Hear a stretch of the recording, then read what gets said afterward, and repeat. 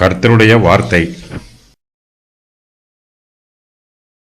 அதிகாரம் 9. சாலமோன் கர்த்தருடைய ஆலயத்தையும் ராஜ அரமனையையும் தான் செய்ய வேண்டும் என்று விரும்பின எல்லாவற்றையும் கட்டி முடித்த பின்பு கர்த்தர் கிபியோனிலே சாலமோனுக்கு தரிசனமானது போல இரண்டாம் தரமும் அவனுக்கு தரிசனமானார். கர்த்தர் அவனை நோக்கி, நீ என் சமூகத்தில் செய்த உன் விண்ணப்பத்தையும் உன் வேண்டுதலையும் கேட்டேன். நீ கட்டின இந்த ஆலயத்தில் என் நாமம் என்றைக்கும் விளங்கத்தக்கதாக அதை பரிசுத்தமாக்கினேன். என் கண்களும் என் இருதயமும் என்னாலும் அங்கே இருக்கும். நான் உனக்கு கட்டளையிட்ட எல்லாவற்றையும் நீ செய்து என் கட்டளைகளையும் என் நியாயங்களையும் கைக்கொள்ளும்படிக்கு என் சமூகத்தில் மன உத்தமமும் செம்மையுமாய் உன் தகப்பனாகிய தாவீது நடந்தது போல நடப்பாயானால் இஸ்ரவேலின் சிங்காசனத்தின் மேல் உட்காரும் புருஷன் உனக்கு இல்லாமற் போவதில்லை என்று உன் தகப்பனாகிய தாவீதோடே நான் சொன்னபடியே இஸ்ரவேலின் மேலுள்ள உன் ராஜ்யபாரத்தின் சிங்காசனத்தை என்றைக்கும் நிலைத்திருக்க பண்ணுவேன். நீங்களும் உங்கள் பிள்ளைகளும் என்னை விட்டு பின்வாங்கி நான் உங்களுக்கு முன் வைத்த என் கற்பனைகளையும் என் கட்டளைகளையும் கைக்கொள்ளாமற் போய் வேறே தேவர்களை சேவித்து அவர்களை பணிந்து கொள்வீர்களாகில் நான் இஸ்ரவேலுக்கு கொடுத்த தேசத்திலே அவர்களை வைக்காதபடிக்கு நிர்மூலமாக்கி என் நாமம் விளங்க நான் பரிசுத்தமாக்கின இந்த ஆலயத்தை என் சமூகத்தை விட்டு தள்ளுவேன். அப்பொழுது இஸ்ரவேல் சகல ஜனங்களுக்குள்ளும் பழமொழியாகவும் வசை சொல்லாகவும் இருப்பார்கள். அப்பொழுது உன்னதமாயிருக்கிற இந்த ஆலயத்தை கடந்து போகிறவன் எவனும் பிரமித்து பகிடியாய் ஈசலிட்டு, கர்த்தர் இந்த தேசத்துக்கும் இந்த ஆலயத்துக்கும் இப்படி செய்தது என்ன என்று கேட்பார்கள். அதற்கு அவர்கள் தங்கள் பிதாக்களை எகிப்து தேசத்திலிருந்து புறப்பட பண்ணின தங்கள் தேவனாகிய கர்த்தரை விட்டு வேறே தேவர்களை பற்றி கொண்டு அவர்களை நமஸ்கரித்து சேவித்தபடியினால் கர்த்தர் இந்த தீங்கையெல்லாம் அவர்கள் மேல் வரப்பண்ணினார் என்று சொல்வார்கள் என்றார். கர்த்தர் சாலமோனுடைய ஜெபத்திற்கு பதில் கொடுக்கிறார். சாலமோன் தேவாலயத்தை பிரதிஷ்டை பண்ணி கர்த்தருக்கு பலிகளை செலுத்துகிறார். கர்த்தர் சாலமோனுடைய ஜெபத்தையும் அவர் செலுத்தின பலிகளையும் அங்கீகரிக்கிறார். அதற்கு அடையாளமாக சாலமோன் ஜெபம் பண்ணி முடிகிற போது அக்கினி வானத்திலிருந்து இறங்கி சர்வாங்க தகன பலியையும் மற்ற பலிகளையும் பட்சிக்கிறது. கர்த்தருடைய மகிமை ஆலயத்தை நிரப்பிற்று. கர்த்தர் இங்கே சாலமோனுக்கு தரிசனமாகிறார். சாலமோன் கர்த்தருடைய ஆலயத்தையும் ராஜ அரமனையையும் தான் செய்ய வேண்டும் என்று விரும்பின எல்லாவற்றையும் கட்டி முடிக்கிறார். அதன் பின்பு கர்த்தர் கிபியோனிலே சாலமோனுக்கு தரிசனமானது போல இரண்டாம் தரமும் அவருக்கு தரிசனமாகிறார். சாலமோன் கர்த்தருடைய ஆலயத்தையும் தன்னுடைய அரமனையையும் கட்டினார். இவ்விரண்டையும் கட்டி முடிப்பதற்கு சுமார் 20 வருஷங்களாயிற்று. அதன் பின்பு கர்த்தர் கிபியோனிலே சாலமோனுக்கு தரிசனமானது போல இரண்டாம் தரமும் அவருக்கு தரிசனமானார். கர்த்தர் ஆபிரகாமின் உடன்படிக்கையை ஈசாக்கோடும் யாக்கோபோடும் புதுப்பித்தது போல தாவீதின் உடன்படிக்கையை சாலமோனோடு புதுப்பித்தார். சாலமோனுடைய ராஜ்யபாரத்தின் ஆரம்ப நாட்களில் கர்த்தர் அவருக்கு சொப்பனத்திலே தரிசனமானார். இப்போது மறுபடியும் அவருக்கு சொப்பனத்தின் மூலமாகவோ அல்லது தரிசனத்தின் மூலமாகவோ தரிசனமாகிறார். சாலமோன் கர்த்தருடைய சந்நிதியில் சர்வாங்க தகன பலிகளையும் போஜன பலிகளையும் சமாதான பலிகளையும் செலுத்துகிறார். அவர் பகல் முழுவதும் கர்த்தருக்கு பலிகளை செலுத்தி இருக்க வேண்டும்.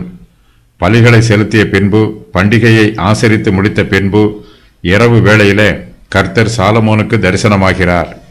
அங்கே சாலமோன் ஆசரிப்பு கூடாரத்திற்கு முன்பாக கர்த்தரின் சந்நிதியில் இருக்கிற வெண்கல பலிபீடத்தின் மேல் 1000 சர்வாங்க தகன பலிகளை செலுத்தி பலியிட்டார்.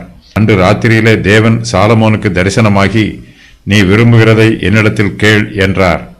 சாலமோன் கர்த்தருக்கு இந்த ஆலயத்தை கட்டியிருக்கிறார். கர்த்தருடைய நாமம் இந்த ஆலயத்தில் என்றென்றைக்கும் விளங்க வேண்டும். அதற்காக கர்த்தர் இந்த ஆலயத்தை பரிசுத்தமாக்கி இருக்கிறார். கர்த்தருடைய கண்களும் அவருடைய இருதயமும் எந்நாளும் இந்த ஆலயத்தில் இருக்கும். சாலமோன் கர்த்தருடைய சமூகத்தில் விண்ணப்பங்களையும் வேண்டுதல்களையும் செய்தார். கர்த்தர் அவருடைய ஜெபத்தை கேட்டார். கர்த்தரே தம்முடைய ஆலயத்தை பரிசுத்தமாக்குகிறார். சாலமோன் தான் கட்டின ஆலயத்தை கர்த்தருக்கு பிரதிஷ்டை பண்ணுகிறார். சாலமோன் இதை பிரதிஷ்டை பண்ணினாலும் கர்த்தரே தம்முடைய ஆலயத்தை பரிசுத்தமாக்குகிறார். கர்த்தர் சாலமோனுக்கு முன்னறிவித்த காரியங்களின் விவரம் வருமாறு: நான் இஸ்ரவேலுக்கு கொடுத்த தேசத்திலே அவர்களை வைக்காதபடிக்கு நிர்மூலமாக்குவேன். என் நாமம் விளங்க நான் பரிசுத்தமாக்கின இந்த ஆலயத்தை என் சமூகத்தை விட்டு தள்ளுவேன். இஸ்ரவேல் சகல ஜனங்களுக்குள்ளும் பழமொழியாகவும் வசை சொல்லாகவும் இருப்பார்கள். இந்த ஆலயத்தை கடந்து போகிறவன் எவனும் பிரமித்து பகடியாய் ஈசலிட்டு, கர்த்தர் இந்த தேசத்துக்கும் இந்த ஆலயத்துக்கும் இப்படி செய்தது என்ன என்று கேட்பார்கள். தங்கள் பிதாக்களை எகிப்து தேசத்திலிருந்து புறப்பட பண்ணின தங்கள் தேவனாகிய கர்த்தரை விட்டு வேறே தேவர்களை பற்றி கொண்டு அவர்களை நமஸ்கரித்து சேவித்தபடியினால் கர்த்தர் இந்த தீங்கையெல்லாம் அவர்கள் மேல் வரப்பண்ணினார் என்று சொல்லுவார்கள். கர்த்தர் சாலமோனுக்கு முன்னறிவித்த காரியங்களில் இன்னும் நிறைவேறாத காரியங்களை பற்றிய விவரம் வருமாறு: என் கண்களும் என் இருதயமும் என்னாலும் அங்கே இருக்கும். இஸ்ரவேலின் மேல் உள்ள உன் ராஜ்யபாரத்தின் சிங்காசனத்தை என்றைக்கும் நிலைக்க பண்ணுவேன். இஸ்ரவேலின் சிங்காசனத்தின் மேல் உட்காரும் புருஷன் உனக்கு இல்லாமற் போவதில்லை. சாலமோனும் இஸ்ரவேல் ஜனத்தாரும் கர்த்தருக்கு பயந்து ஜீவிக்க வேண்டும். கர்த்தர் அவர்களுக்கு கட்டளையிட்ட எல்லாவற்றையும் செய்ய வேண்டும். அப்போது கர்த்தருடைய ஆசீர்வாதம் அவர்கள் மத்தியிலே தங்கியிருக்கும்.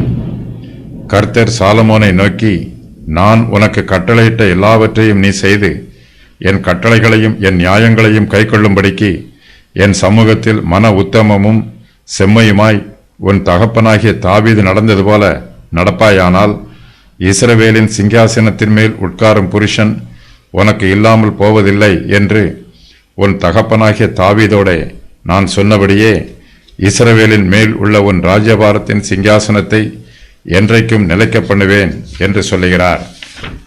தாவீதைப் போல சாலமோனும் கர்த்தருடைய வழிகளை பின்பற்றி அவருடைய கற்பனைகளுக்கும் உடன்படிக்கைகளுக்கும் நியமங்களுக்கும் சாட்சிகளுக்கும் கீழ்ப்படிந்து நடந்தால் இஸ்ரவேலின் மேலுள்ள சாலமோனின் ராஜ்யபாரத்தின் சிங்காசனத்தை கர்த்தர் என்றைக்கும் நிலைக்க பண்ணுவார். சாலமோன் இப்போது தான் கட்டின ஆலயத்தை கர்த்தருக்கு பிரதிஷ்டை பண்ணியிருக்கிறார். இஸ்ரவேல் புத்திரர் 14 நாள் வரைக்கும் பண்டிகையை ஆசரிக்கிறார்கள். அவர்கள் கர்த்தருக்குள் சந்தோஷமாய் இருக்கிறார்கள். கர்த்தருக்கு பயபக்தியோடு பலிகளை செலுத்துகிறார்கள். இஸ்ரவேல் ஜனத்தார் மத்தியில் கர்த்தருடைய ஆலயம் இருக்கிறது. இந்த ஆலயம் கர்த்தருடைய வாசஸ்தலம். கர்த்தருடைய கண்களும் அவருடைய இருதயமும் இந்த ஆலயத்தில் இருக்கும். தங்கள் மத்தியில் கர்த்தருடைய ஆலயம் இருப்பதினால் இஸ்ரவேல் ஜனத்தார் கர்த்தருக்கு விரோதமாக ஜீவிக்க கூடாது. அவருக்கு விரோதமாக பாவம் செய்யக்கூடாது. கர்த்தருடைய ஆலயம் இஸ்ரவேல் ஜனத்தார் மத்தியில் இருந்தாலும் அவர்கள் கர்த்தருடைய சமூகத்தில் மன உத்தமமும் செம்மையுமாய் நடக்க வேண்டும். அவர்கள் கர்த்தருடைய கட்டளைகளையும் அவருடைய நியாயங்களையும் கைக்கொள்ள வேண்டும். தாங்கள் எப்படி வேண்டுமானாலும் ஜீவிக்கலாம் என்று நினைத்து இஸ்ரவேல் ஜனத்தார் கர்த்தரை விட்டு விலகி துன்மார்க்கமாய் ஜீவிக்கக்கூடாது. கர்த்தரின் ஆலயம், கர்த்தரின் ஆலயம், கர்த்தரின் ஆலயம் இதுவே என்று சொல்லி பொய் வார்த்தைகளை நம்பிக்கொள்ளாதிருங்கள். எரேமியா 7:3. கர்த்தர் சாலமோனுக்கு ஆசீர்வாதமான வார்த்தைகளை சொல்லும்போது சில நிபந்தனைகளையும் சேர்த்து சொல்லுகிறார். கர்த்தர் சாலமோனை நோக்கி, என் சமூகத்தில் மன உத்தமமும் செம்மையுமாய் உன் தகப்பனாகிய தாவீது நடந்தது போல நடப்பாயானால் இஸ்ரவேலின் சிங்காசனத்தின் மேல் உட்காரும் புருஷன் உனக்கு இல்லாமல் போவதில்லை என்று சொல்லுகிறார். சாலமோன் கர்த்தருடைய சமூகத்தில் மன உத்தமமும் செம்மையுமாய் நடக்கவில்லை என்றால் கர்த்தர் சொல்லும் ஆசீர்வாதம் சாலமோனுக்கு சித்திக்காது. உன் குமாரர் என் உடன்படிக்கையையும் நான் போதிக்கும் என் சாட்சிகளையும் காத்து நடந்தால் அவர்கள் குமாரரும் என்றைக்கும் உன் சிங்காசனத்தில் வீற்றிருப்பார்கள் என்றும் கர்த்தர் தாவீதுக்கு உண்மையாய் ஆணையிட்டார். அவர் தவறமாட்டார். சங்கீதம் 132:12. சாலமோனும் அவருடைய வீட்டாரும் கர்த்தருக்கு கீழ்ப்படியாமல் ஜீவித்தால் அவர்களுக்கு கர்த்தருடைய ஆசீர்வாதம் கிடைக்காது. ஆசீர்வாதத்திற்கு பதிலாக அவர்களுக்கு சாபம் கிடைக்கும். கர்த்தர் சாலமோனை நோக்கி, நீங்களும் உங்கள் பிள்ளைகளும் என்னை விட்டு பின்வாங்கி நான் உங்களுக்கு முன் வைத்த என் கற்பனைகளையும் என் கட்டளைகளையும் கைக்கொள்ளாமல் போய் வேறே தேவர்களை சேவித்து அவைகளை பணிந்து கொள்வீர்களாகில் நான் இஸ்ரவேலுக்கு கொடுத்த தேசத்திலே அவர்களை வைக்காதபடிக்கு நிர்மூலமாக்கி என் நாமம் விளங்க நான் பரிசுத்தமாக்கின இந்த ஆலயத்தை என் சமூகத்தை விட்டு தள்ளுவேன். அப்பொழுது இஸ்ரவேல் சகல ஜனங்களுக்குள்ளும் பழமொழியாகவும் வசை சொல்லாகவும் இருப்பார்கள் என்று சொல்லுகிறார். நான் இஸ்ரவேலுக்கு கொடுத்த தேசத்திலே அவர்களை வைக்காதபடிக்கு நிர்மூலமாக்குவேன் என்று கர்த்தர் சொல்லுகிறார். கர்த்தருடைய இந்த வாக்குத்தத்தமும் நிபந்தனைக்கு உட்பட்டது.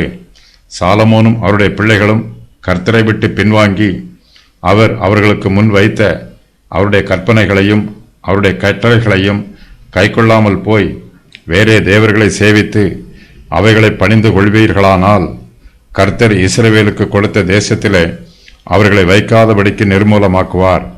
அப்பொழுது இஸ்ரவேல் சகல ஜனங்களுக்குள்ளும் பழமொழியாகவும் வசை சொல்லாகவும் இருப்பார்கள். இஸ்ரவேல் ஜனத்தார் கர்த்தரால் தெரிந்து கொள்ளப்பட்ட விசேஷித்த ஜாதியாய் இருந்தாலும் அவர்கள் பரிசுத்த ஜனமாய் இருந்தாலும் இஸ்ரவேல் தேசம் பரிசுத்த தேசமாய் இருந்தாலும் அவர்கள் கர்த்தருக்கு விரோதமாக பாவம் செய்தால் கர்த்தர் இஸ்ரவேல் தேசத்தாரை நிர்மூலமாக்குவார். தம்முடைய நாமம் விளங்க கர்த்தர் பரிசுத்தமாக்கின இந்த ஆலயத்தை கர்த்தர் தம்முடைய சமூகத்தை விட்டு தள்ளிவிடுவார்.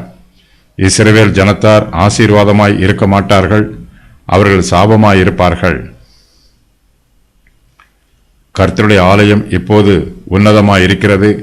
கர்த்தருடைய பரிசுத்த பிரசன்னம் ஆலயத்தில் வாசம் பண்ணவில்லை என்றால் இந்த ஆலயம் ஒரு சாதாரண கட்டிடமாகவே இருக்கும். இஸ்ரவேல் தேசம் இப்போது கர்த்தரால் ஆசீர்வதிக்கப்பட்ட தேசமாய் இருக்கிறது. இந்த தேசத்தில் கர்த்தருடைய ஆசீர்வாதம் இல்லை என்றால் இது சபிக்கப்பட்ட தேசமாய் இருக்கும். இந்த தேசத்தையும் இந்த ஆலயத்தையும் கடந்து போகிறவர்கள் இதன் அழிவை பார்த்து ஆச்சரியப்படுவார்கள், பிரமிப்பார்கள். கர்த்தர் இஸ்ரவேல் தேசத்தை நிர்மூலமாக்கி இந்த ஆலயத்தை தம்முடைய சமூகத்தை விட்டு தள்ளும்போது தேசமும் ஆலயமும் இவற்றை பார்க்கிறவர்களின் பார்வைக்கு எப்படி இருக்கும் என்றும் கர்த்தர் சொல்லுகிறார். கர்த்தர் சாலமோனை நோக்கி, அப்பொழுது உன்னதமாய் இருக்கிற இந்த ஆலயத்தை கடந்து போகிறவன் எவனும் பிரமித்து பகுடியாய் ஈசலிட்டு, கர்த்தர் இந்த தேசத்துக்கும் இந்த ஆலயத்துக்கும் இப்படி செய்தது என்ன என்று கேட்பார்கள். அதற்கு அவர்கள் தங்கள் பிதாக்களை எகிப்து தேசத்தில் இருந்து புறப்பட பண்ணின தங்கள் தேவனாகிய கர்த்தரை விட்டு வேறே தேவர்களை பற்றி கொண்டு அவர்களை நமஸ்கரித்து சேவித்தபடியினால் கர்த்தர் இந்த தீங்கையெல்லாம் அவர்கள் மேல் வரப்பண்ணினார் என்று சொல்லுவார்கள் என்று சொல்லுகிறார். இப்போது உன்னதமான இந்த ஆலயத்தை கடந்து போகிறவர்கள் இதன் அழகையும் மகிமையையும் பார்த்து பிரமிப்பார்கள்.